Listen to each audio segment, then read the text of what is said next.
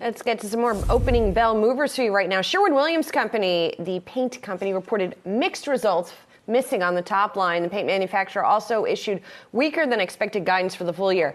And not just weaker than expected guidance, but like really weaker than expected guidance. I mean, the upper end of its forecast for the full year for earnings is $8.65. The estimate was for $10.18. And this is a company that also struggled throughout 2022 as we saw falling demand for paint related to the housing market. So it's interesting here that this is still going on. This is even after the company says that raw material costs are falling, that they expect those costs to decrease by a low to mid single digit percentage.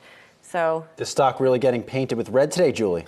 Really? I think getting shellacked is getting what you're looking shellacked. for. Well, look, here's another company, I think, and we've seen this with a lot of consumer products earnings recently. I have consumers pushing back on price increases. And if you go division by division at Sherwin Williams, they have pushed through seriously higher price increases on consumers. And it looks like it's starting to impact the sales run rate or the volumes of this business. And the margins were up in the most recent quarter. That's a good thing. But if consumers are pushing back on those higher prices, maybe this is a completely different margin story and a negative margin story at some point this year. Yeah, I'll be brief with this because they actually pointed out many of the catalysts that are impacting their business as of right now, saying that the U.S. housing environment and the equation will be under significant pressure this year. They also said that slowing existing home sales, continued high inflation, also going to be some of the headwinds there. And then on the industrial side, already seeing slowdowns in Europe, same beginning to appear in the U.S. across several sectors there. Plus, in China, they also noted that COVID remains a factor. Trajectory of the economic